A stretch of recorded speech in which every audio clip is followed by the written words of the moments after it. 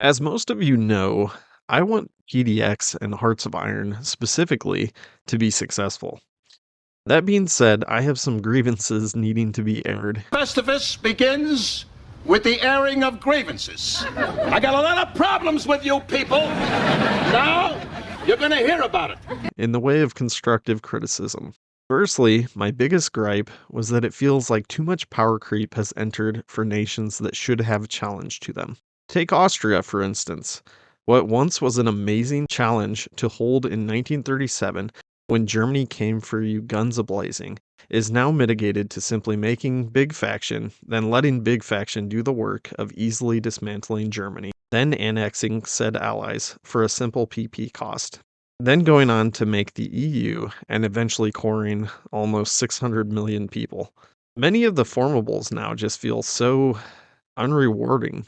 Previously, if you wanted to form the EU, you had to struggle as a democracy, trying to find a way to survive and defeat fascism. Now, I don't know, you can go monarchist, you can go democracy, doesn't matter too much, as you can basically easily get the war goals that you need. And you can make a giant conglomerate of puppets or potentially allies at the click of some buttons, and you'll eventually have your formable.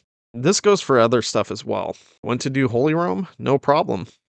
Even what should have been the true challenge formable of this DLC isn't really too much fun in my opinion.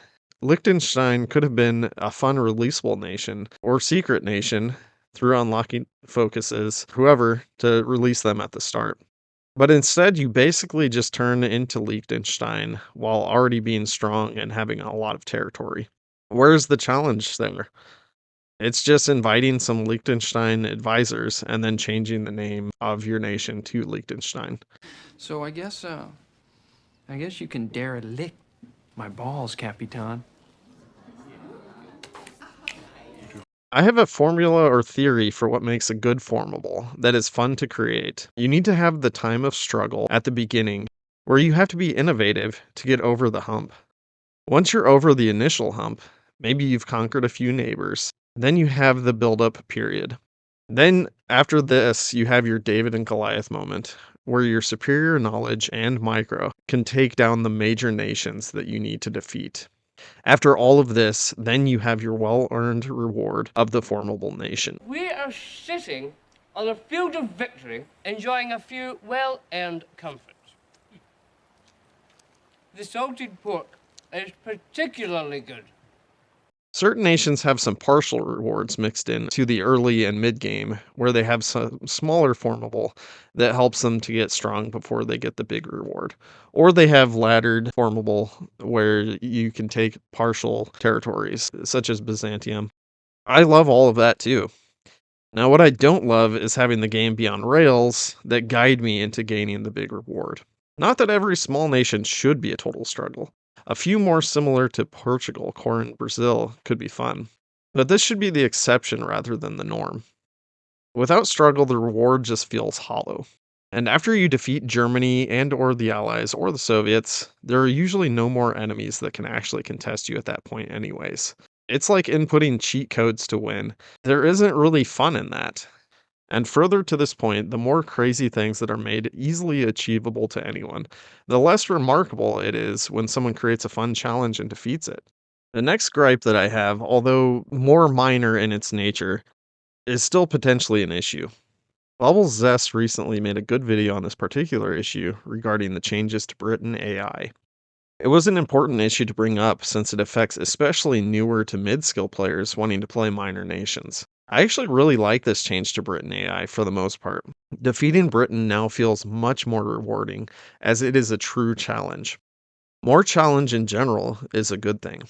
But there are a lot of old achievements that require you to play as minor nations, or maybe mid-sized nations that are going to struggle a lot more now to actually be able to achieve those things when you have to defeat the UK. I hope this is something that the devs are aware of and that they're thinking of ways to make it so that you still have the challenge, but maybe there's other ways that you can achieve those different achievements or formable nations. I think maybe some sort of white peace system with Great Britain could be implemented, although they would have to be aware that there are people that are going to try to cheese such a thing. Well, of course I know him. He's me. My thought was if the British Raj falls and if the Suez is lost, then potentially the UK would peace out at that point. Historically, much of the United Kingdom population was sort of leaning towards peace after France fell.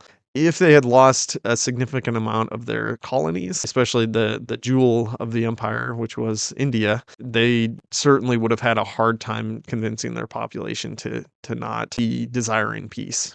I know there's been other videos sort of suggesting that HOI4 is dead or that it's going on a downward spiral at this point. I'm not of that doomer variety. I think that at least my interactions with the devs have left me pretty encouraged for the most part. I think that they have a passionate team. They like their player base. They are trying to make good content and they're trying to do their best, the best that they can. I think that's a good start for a game at least. I mean, just having the right people that want to do a good job, that's already better than many companies have. And it's definitely evident from this DLC that they still have a large amount of players that are hungry for new content and that are willing to pay for it. And HOI4 definitely is not dead at all. But what I'm getting at is I think that there's starting to be some inner rot to the tree. It looks healthy on the outside, but it has some stuff that's starting to eat away at what makes HOI4 fun. And that's why I'm making the video. I want HOI4 to do well. I want the devs to do well. I want PDX to do well. And that's my motivation. So I hope you guys enjoyed this video. If you disagree with me or if you agree, leave a comment down below. And as always, leave a like and hit that subscribe button if you aren't subscribed yet. Thanks to my channel members as well. I appreciate all of you.